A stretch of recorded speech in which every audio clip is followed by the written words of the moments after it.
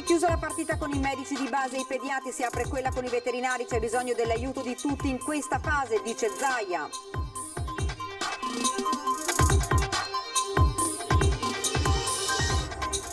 Riattivata nella notte la terapia intensiva, il Covid Hospital di Jesola in cura, il primo paziente della seconda ondata, il riepilogo dell'ULSS 4 del Veneto orientale.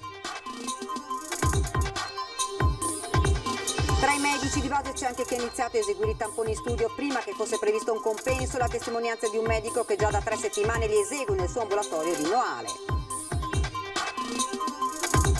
Nuovo DPCM, il fronte caldo della scuola, i dirigenti scolastici giocano d'anticipo e si armano di computer e potenziamento della rete, pronti a far fronte ad ogni scenario. Tragico incidente sul lavoro a Marcon, un uomo ha perso la vita schiacciato da una portaforno, inutile l'intervento dei soccorsi, i sindacati proclamano sciopero. Sono diversi i problemi segnalati dagli utenti delle coste a Venezia, tra tutti il postamat detto Lentini è ancora fuori servizio dall'acqua alta del novembre del 2019. Il mercato ittico di Chioggia ha celebrato i 60 anni, niente festeggiamenti ma un minuto di silenzio per le vittime del coronavirus.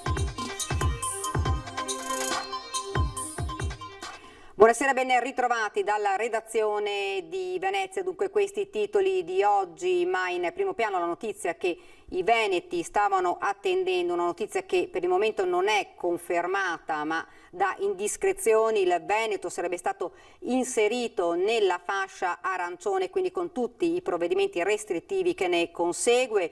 Il DPCM è scattato a venerdì, dunque tutte le misure restrittive per le aree rosse ed arancioni scatteranno da venerdì, e questo è quanto si apprende da fonti del Ministero della Salute. E questa sera dovrebbe esserci il discorso del Premier Conte intorno alle 20:20, dunque da venerdì l'entrata in vigore del DPCM, e come detto da fonti ancora però non confermate sembra che il Veneto sia stato inserito nella fascia arancione. Questa dunque è la notizia, ovviamente per ulteriori aggiornamenti poi anche nel corso del nostro telegiornale di Treviso. Ed ora parliamo invece di tamponi. Chiusa la partita con i medici di base e i pediatri, si apre quella con i veterinari, c'è bisogno dell'aiuto di tutti in questa fase, dice Zaia, il sistema ospedaliero è sotto stress.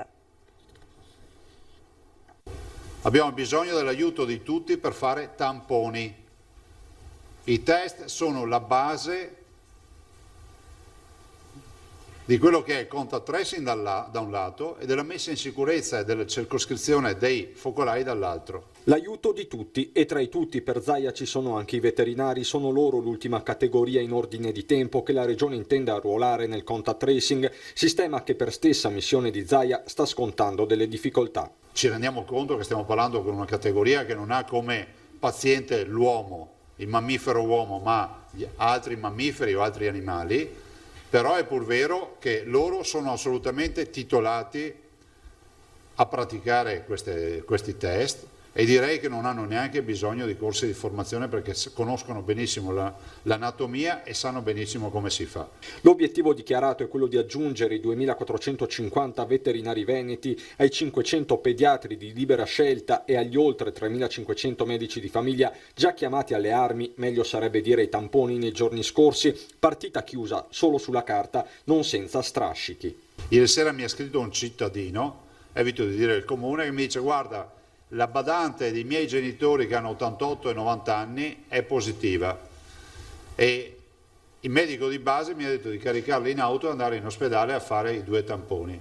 Capite che noi dobbiamo risolvere questo problema. E che la partita del tracciamento sia sempre più cruciale lo dimostrano i numeri dei ricoveri in area non critica. C'è pressione sugli ospedali perché quando tu avete visto, 1193 persone ricoverate, voi considerate 4, 8, 12, sono quasi 3 grandi ospedali dedicati in Veneto ai ricoverati. Ecco, questa è la risposta che diamo agli scettici, no? E per governare l'emergenza è stato istituito un comitato di crisi, il cui coordinamento è stato affidato a Paolo Rosi, anima del SUEM 118 in Veneto. Avremo anche un board, oltre alle solite videoconferenze che facciamo, un board di sintesi dove ognuno rappresenta un'area determinata dalla sanità del Veneto, terapie intensive, l'area non critica, il sociale, le cure territoriali e la prevenzione. Quindi qui faremo sintesi. Inevitabile il riferimento al dilemma del giorno, con il Veneto in bilico tra zona verde e arancione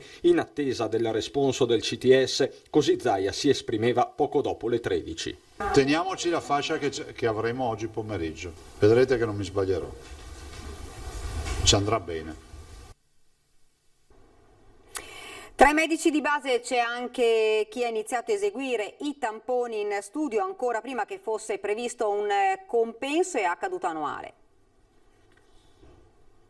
Questo è un tampone che è solo un tampone nasale, che quindi mononarice.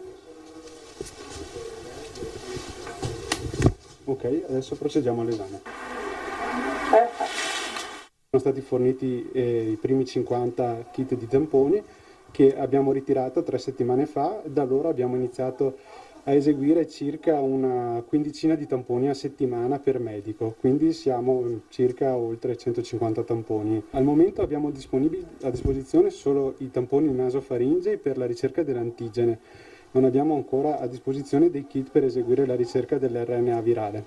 Lui è Enrico Peterle, medico di base che annuale nella provincia di Venezia, insieme agli altri 4 colleghi dello studio, più e meno giovani, esegue tamponi in ambulatorio già da 3 settimane. Dal momento in cui ha sentito la chiamata, prima ancora che si parlasse di un compenso aggiuntivo per questo tipo di prestazione, chiamata a rispondere ad un'esigenza crescente sul territorio. Penso che eseguire i tamponi sia comunque una cosa che viene fatta al di là del problema della retribuzione. La retribuzione serve a coprire chiaramente dei costi che ci sono nella sanificazione, ma soprattutto penseremo di utilizzarla per avere maggiore personale. Abbiamo bisogno di più personale, di un potenziamento dell'offerta ai nostri cittadini che hanno bisogno di noi in questo momento. Organizzazione complessa delle entrate con l'ausilio di prenotazioni telematiche per permettere di svolgere il tutto in sicurezza. Al momento con la nostra organizzazione, con i nostri spazi, i nostri tempi, perché noi qui abbiamo in corso una campagna vaccinale, abbiamo in corso tutta una serie di attività ordinarie, quindi continuiamo a seguire i pazienti sia qui che a domicilio e pertanto diciamo che se i volumi dovessero aumentare nelle prossime settimane forse gli spazi non saranno così più adeguati, ma al momento riusciamo ancora a organizzarci. Infine una raccomandazione ai pazienti. Abbiamo avuto invece un problema di una gran parte dell'utenza che ha accolto l'obbligo di fare il tampone come un diritto ad eseguire il tampone senza l'appropriatezza clinica. Ricordiamo che è sempre il medico che decide di fare o non fare il tampone. Riattivata la terapia intensiva al Covid Hospital di Jesolo, l'annuncio fatto dalla direttrice sanitaria Carraro e dal presidente Zaia nel corso del suo punto stampa oggi. Ricoverato nella notte il primo paziente di terapia intensiva del Covid Hospital di Jesolo. Il reparto è stato infatti riattivato con 4 posti letto che si aggiungono a quelli disponibili nelle 2 sezioni di malattie infettive dove sono ricoverate 30 persone. Non è la pressione ancora di marzo e aprile, abbiamo aperto ieri sera 4 posti letto di terapia intensiva, vi ricordo che ne abbiamo 14, quindi ne abbiamo aperti i primi 4. Abbiamo accolto stanotte il primo paziente che proviene da un ospedale non della nostra azienda, perché come sapete tutti i posti letto di terapia intensiva hanno una fortissima regia e monitoraggio per garantire a tutti i cittadini che ne hanno bisogno di questo setting assistenziale il posto. Noi in questo momento abbiamo dei positivi che però stanno bene. Noi li chiamiamo asintomatici o pauci sintomatici. Nel nostro piano aziendale noi abbiamo l'attivazione graduale dell'ospedale di Jesolo, stiamo mantenendo su San Donà e Portogruaro le attività ordinarie. L'azienda sanitaria ha anche preso accordi con la casa di cura Rizzola che metterà a disposizione 20 posti letto di malattie infettive. Altri ancora sono attivi alla casa di riposo Stella Marina di Jesolo, dove sono presenti alcuni pazienti dimessi dal Covid Hospital e che necessitano ancora di assistenza prima del rientro a casa. Il controllo verso le case di riposo è massimo. Dai prossimi giorni partirà il nuovo sistema di controllo di screening che prevede che tutti i dipendenti delle case di riposo siano sottoposti ogni 7 giorni ad un tampone rapido.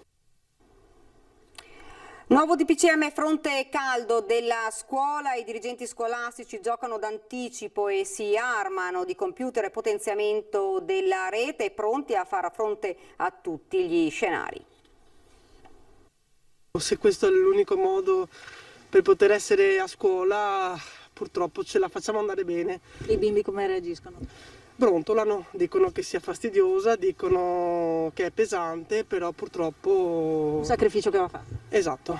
E proprio in questa direzione si sono già mossi alcuni dirigenti scolastici, come all'Istituto Comprensivo Parolari a Zelarino, che conta 28 classi di primaria e 15 di secondaria di primo grado, giocando d'anticipo sulle misure del neo DPCM.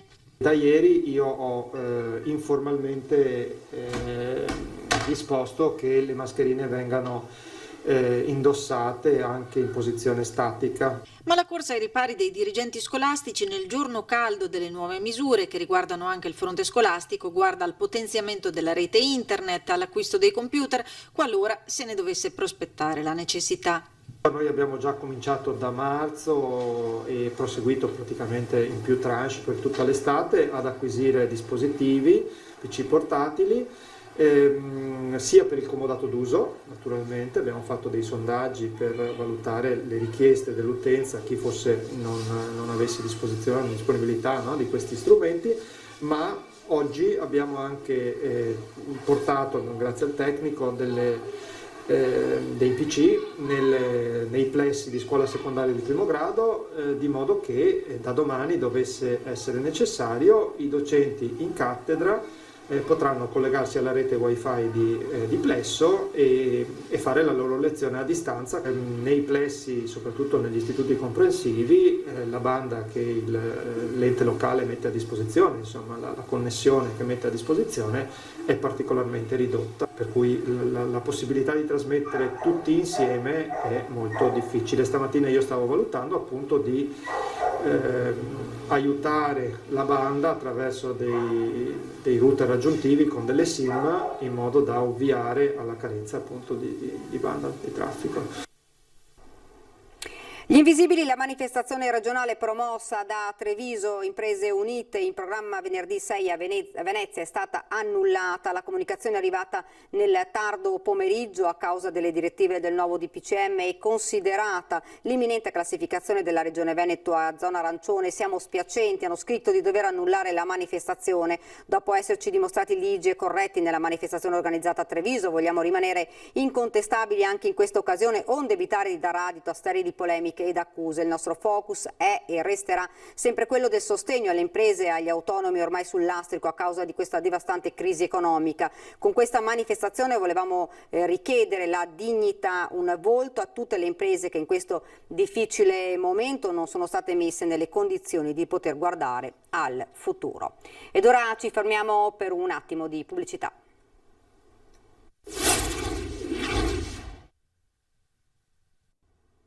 Siamo tornati nuovamente in studio, siamo alla cronaca, tragico incidente sul lavoro a Marcon, un uomo ha perso la vita schiacciato da una porta forno, inutile l'intervento dei soccorsi. Erano circa le 12 quando un 49enne nato a Venezia ma residente a Marghera ha perso la vita sul posto di lavoro. Stava effettuando un intervento di manutenzione, ma per cause ancora al vaglio dei tecnici dello Spisal intervenuti sul posto è rimasto schiacciato da un manufatto di ferro all'interno della fonderia Flag SRL di via Mattei a Marcon. Sul posto è intervenuta tempestivamente l'ambulanza, ma i tentativi di salvare il 49enne si sono rivelati vani. Poco dopo sono giunti in supporto alle operazioni anche i vigili del fuoco, insieme ai tecnici dello Spisal e ai carabinieri, che hanno eseguito un sopralluogo per cercare di ricostruire la dinamica dell'incidente. Il 49enne era un operaio di fonderia esperto, tornato alla Flag di Marcon meno di un anno fa dopo aver provato un'esperienza lavorativa differente. Una disgrazia, scrivono i sindacati, che avviene a qualche mese dalla morte di un altro lavoratore della DR Costruzioni di Maerne e alla vigilia dello sciopero per il rinnovo del contratto nazionale. Per questo FIM, FIOM e UILM di Venezia proclamano altre 4 ore di sciopero per la giornata di giovedì. Sono diversi i problemi segnalati dagli utenti delle poste a Venezia, tra tutti il postamat dei Tolentini, fuori servizio dell'Acqua Alta dal novembre del 2019 e a tutt'oggi mai riparato. Ci sono problemi in quasi tutti gli uffici postali veneziani, soprattutto nei bancomat. Utenti e correntisti veneziani segnalano da tempo problemi nei servizi offerti dalle poste in laguna.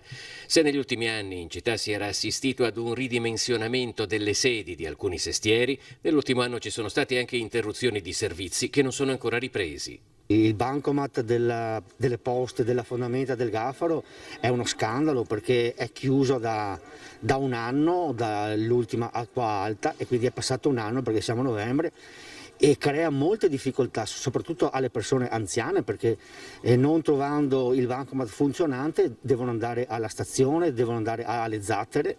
Dopo la trasformazione in supermercato dei locali che a Piazzale Roma ospitavano la più grande sede di Santa Croce, il piccolo ufficio postale del Gaffaro è rimasto l'unico del sestiere.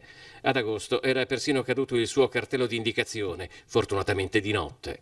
Anche alla Giudecca abbiamo avuto delle segnalazioni che il bancomat non funziona, che l'ufficio postale, sembra quasi che ci sia una situazione di smobilitazione del servizio postale qui a Venezia. L'esempio più eclatante è appunto il Palazzo delle Poste, che si è trasformato nel megastore mall per turisti ricchi.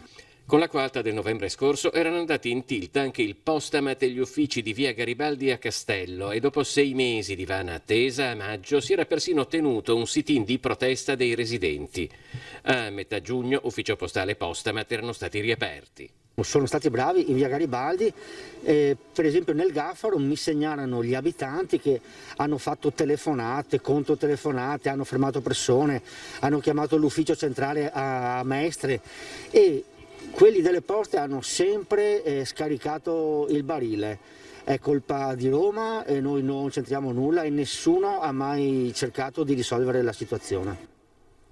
Il mercato ittico di Chioggia ha celebrato i 60 anni, niente festeggiamenti ma un minuto di silenzio per le vittime del coronavirus e un flash mob per pescatori rapiti in Libia. Nessun festeggiamento né brindisi per i 60 anni d'attività del mercato ittico di Chioggia, centro nevralgico del settore dell'Alto Adriatico. Una scelta sobria in segno di rispetto. Abbiamo comunque deciso di essere presenti oggi perché è importante, 60 anni di attività del mercato, che non è solo un mercato, secondo me, ma è qualcosa di più, è un simbolo della città, ma direi di tutta la filiera dell'ittico. Il mercato ittico di Chioggia infatti è la prima flotta a livello nazionale, ha oltre 300 natanti. Chiaramente abbiamo sofferto non poco i periodi di marzo, aprile e maggio come tutti, ma siamo sempre riusciti a rimanere aperti, abbiamo avuto una riduzione del fatturato di oltre il 50%. Avevamo ripreso bene l'attività, andava molto bene a settembre, ottobre, purtroppo questo nuovo stop forse ridurrà indubbiamente il nostro fatturato, soprattutto con la chiusura la sera dei ristoranti. Confido che questa chiusura sia limitata nel tempo. Il mercato di Chioggia è un'istituzione a livello nazionale, vanta rapporti e scambi internazionali. A me piace definire Chioggia capitale della pesca per una serie di fattori che sono veramente emblematici per la nostra città.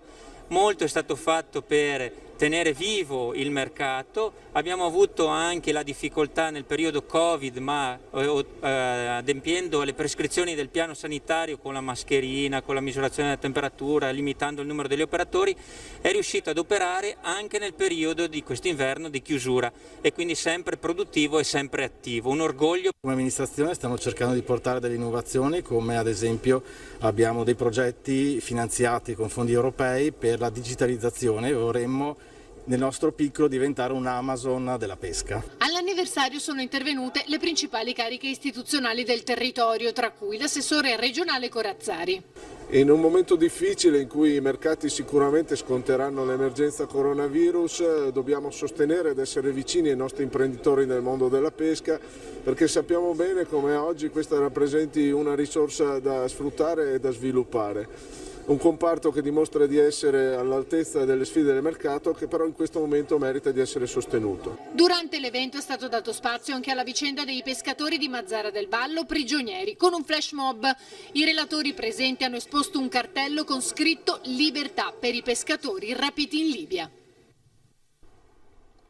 Dopo 10 giorni di sospensione delle riprese di Mission Impossible 7 per diversi casi di positività all'interno della troupe, staff e attori sono ripartiti e questa notte hanno girato a Palazzo Ducale. Piazza San Marco si è trasformata in una grande set illuminata da fari posizionati dalla troupe ai lati del molo e delle procuratie nuove. Sotto i portici di Palazzo Ducale sono state posizionate alcune file di ceri accesi in una San Marco notturna, un percorso di candele che proseguiva oltre la porta della Carta e lungo tutto l'ingresso del palazzo fin sopra alla Scala dei Grandi. Oltre alle scene all'interno di Palazzo Ducale ce ne sarebbero state anche alcune in gondola.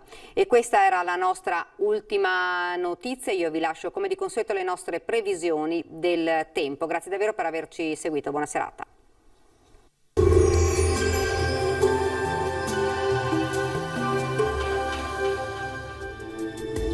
Bentrovati al meteo. La fase autunnale che stiamo vivendo è caratterizzata dalla presenza di un robusto campo di alta pressione che favorisce un tempo stabile ma molte nebbie al nord-est. Vediamo la situazione nel dettaglio. Sul Veneto la grafica di giovedì 5 novembre ci mostra un cielo disturbato purtroppo dalla presenza di foschie o nubi basse che gravano nei bassi strati dell'atmosfera, rendendo la giornata per lo più grigia. Non si escludono al pomeriggio degli spazi soleggiati. Temperature sopra la media stagionale, minime fino a 10 gradi, valori massimi compresi invece tra i 16 e i 18 gradi all'incirca.